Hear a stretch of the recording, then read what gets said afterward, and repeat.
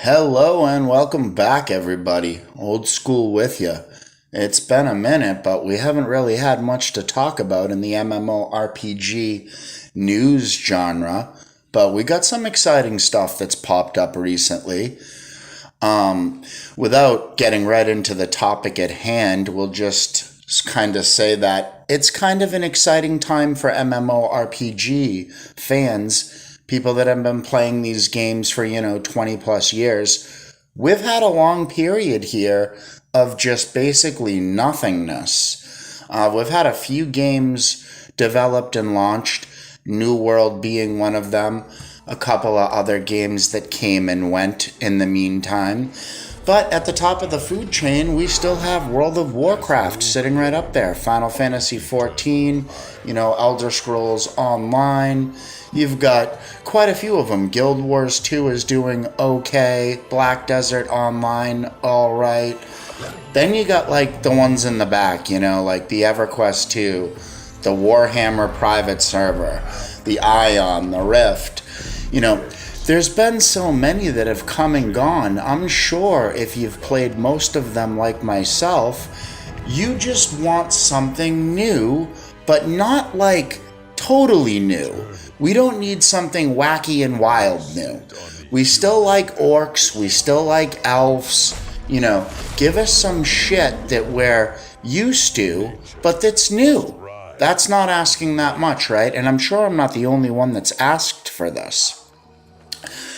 So with recent announcements, we know now we're gonna actually get a Warhammer 2, which is amazing. We know we're probably gonna get another Lord of the Rings MMO. Amazon took back on the deal, and it looks like we're getting a new Lord of the Rings MMO. Unbelievable, amazing, right?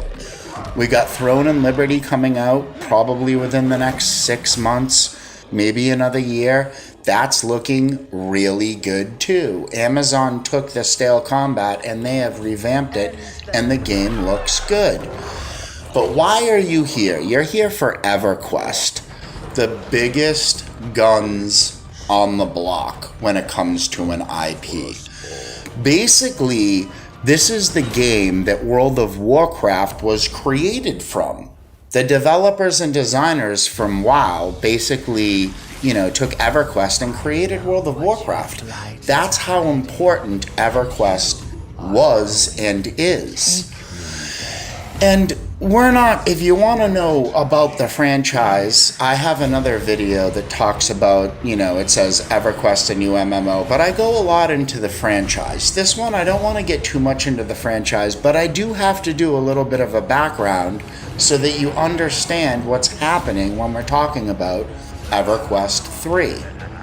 And it's weird to call it that because we kind of already had an EverQuest 3, right? But we're just going to go with EverQuest 3 because it's basically correct. Since EverQuest 3 was canceled, this will officially be EverQuest 3. And we don't really know which game format it's going to be yet, but I'm 99% sure it's going to be an MMORPG, and we'll get into that towards the end of the video because there's some videos flying around YouTube right now naysaying about this, and I'm sure everybody's got a bad taste in their mouth, but let's be honest. MMORPGs, that's a rough business. We already saw a golden age of MMOs. I do believe we will see another golden age soon. But, you got to give the companies credit where it's due. And we've also had so many problems with all of these games and all of these companies. Let's not focus on the negativity when we're talking about EverQuest 3, because we could do that all day long. I'm trying to be positive because I'm a fan of the game, the IP, the genre in general, and I want nothing more than a new game that everybody could get excited about and play together. I miss the old-fashioned just networking of MMORPGs. That's been lost. It's been tailored into like a solo gameplay experience that basically, people just log on for a few minutes when they want, do exactly what they want. That was never really meant to be the way MMORPGs, that they were designed so that people had to play with other people in order to do certain stuff. In order to get the best stuff, you have to play with other people. That's a good design. And we're not going to talk too much about that, but yeah, I hope we can go backwards towards that. There's a couple of games that, like Ashes of Creation and Pantheon, those are kind of old schooly in the sense that the content is so difficult. They just tuned up the content. They'd make it difficult. And this is one of the reasons why EverQuest 1 has always been so popular. The game is hard to play. You feel good after you do something in the game. That's unique. That's not across all games. You can get like a small gratification, from a bell or just something they give you, like a small reward. But I'm talking about like real gratification, a real sense of accomplishment. Like when you do something that took a month and involved 20 other players in your guild, and you guys all went and did X, Y, and Z so that you could accomplish A, B, and C. That's a unique feeling in the gaming world. And back to the new EverQuest game. If you are familiar with EverQuest, the company, then you should know who Enad Global 7 is, but if you don't, that's fine. That's the parent company that owns Daybreak, and Darkpaw is under Daybreak. See, Enad Global 7, they're a Swedish video game company, okay? They were founded back in 2013, and they are public now. They're traded, and they've been public since 2017. Daybreak is an interesting story. Now, they're based in San Diego, and they were founded back in 97, and they used to go by SOE. We all knew Sony Online Entertainment. That was the biggest dog there was, period, back in the end of the 90s. And they basically spun off, and SOE died. They called it, Daybreak as of 2015, and it was sold off to an independent investor. So back in 2015, Sony basically got rid of Daybreak, and that was sad for a lot of us, although a lot of people were upset with Sony. There was just a magical team that had been created, and when Daybreak formed and renamed, and the investor came in 2015, so many things happened that basically EverQuest 1 and EverQuest 2, a lot of us just stopped playing. We did go back and play after here and there, and a lot of people do for nostalgic reasons, but the whole system was basically, and it's a free to play, so in order to basically get access to the best stuff, you had to pay money. That was the first time that we had seen something like that really on that scale in this genre. And Darkpaw is a game studio, and they're the same exact building as Daybreak in San Diego. And in 2020, they basically announced that the EverQuest team for Daybreak Studios was officially going to be called Darkpaw Games. And that's how we have Darkpaw Games today. So that's our entity. If you're a fan of EverQuest today, that's who the team that you follow. Now, we're going to go forward into EverQuest 3 right now and talk about where all this stuff's coming from, where all these videos popped up from, what this news is about. Because a lot of people are being kind of vague about this or don't really understand what's going on here. So I'm going to break it down for you very, very simply.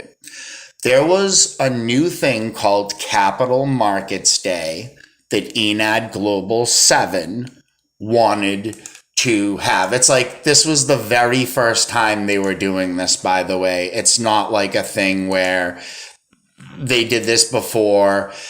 And it was on September 20th, and it was just an overview of EG7's financial performance, the strategic initiatives, and the future growth projects. Now, that's important because this is basically just like an investor projection for the future so that the investors can see what's going to happen in the future potentially and get excited or not get excited about it. All right, so this isn't an announcement, okay? So anyone that says that it's announced is incorrect. Also, people are trying to say that it's definitely not even close to happening. And they're on the far end of the other side of it. Like, this wasn't even close to an announcement. That's also bullshit. Okay? And I'm going to get into a couple of reasons why right now. So I'm making this video, and I'm taking out a little bit of extra time here because I want you to really understand the background and what's going on with this company and the companies involved with it. But when you're talking about a project of this size, we're talking about tens of millions of dollars to get this thing going. It always starts with an idea, and that's where we're at now. They're literally saying we're in the ideation phase, okay, of this game. Now, I do believe they've been in the ideation phase for a lot longer than you think. They've probably been in the ideation phase for EverQuest 3 for as long as they could have ideas about it, right? So in this Capital Markets Day presentation, at the end of it, they get to basically their game plan section. And this is the part that everybody's getting their information from. It says very specifically that there's 3 games that they're interested in the future about building. One is the H1Z1, okay? One's the Mech Warrior, and one is the EverQuest game.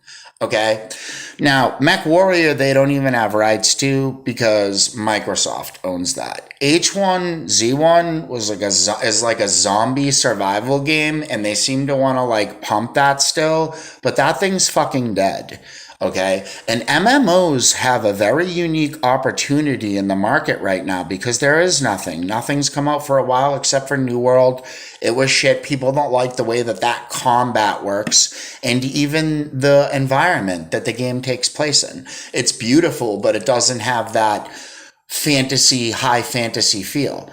So, yeah, out of these 3 games, and the lead developer of games literally says that EverQuest is their most important IP out of any game they own or have ever owned, and that they've wanted to build a game for a while. He also goes on to explain how, like I mentioned earlier, World of Warcraft was literally built from EverQuest. They took most of the fundamental building blocks of an MMORPG, and that's how you got the vanilla WoW.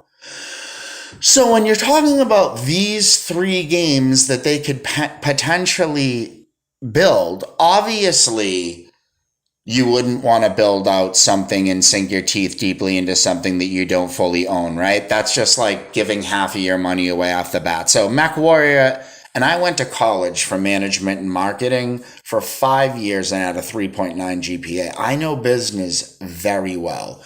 I'm in my mid-40s. I've been playing games for a while. I was born in 80. So I know my shit when it comes to business. That being said, they're not going to build out the Microsoft game. Mech Warrior is dead. Okay? And when you hear the excitement of these, the team members speaking about the projects, you can tell they get excited about the EverQuest project more than any other project. It's obviously the largest project on the board, including Mech Warrior.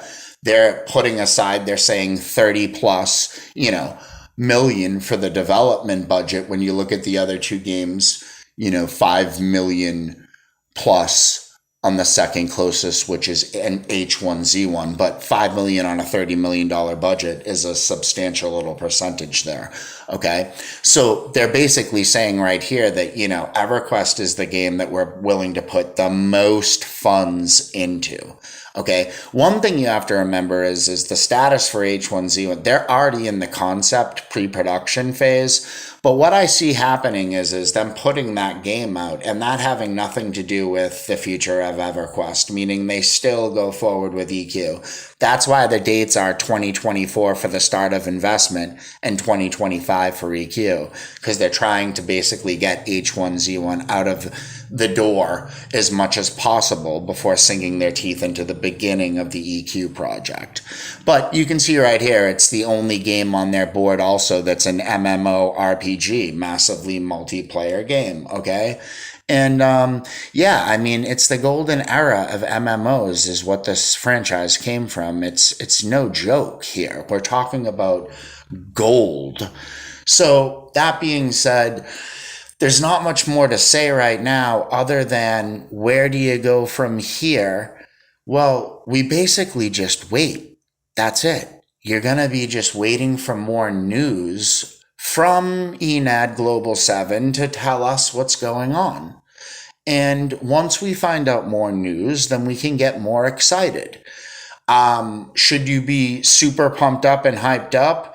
No. Can you get a little excited? Yeah, why not?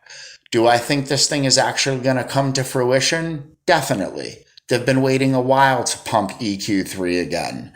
There was just such a bad taste in people's mouths from Next and Landmark that I think even if they wanted to, just so you know, I don't think psychologically the market would have actually accepted the brand again if they did it.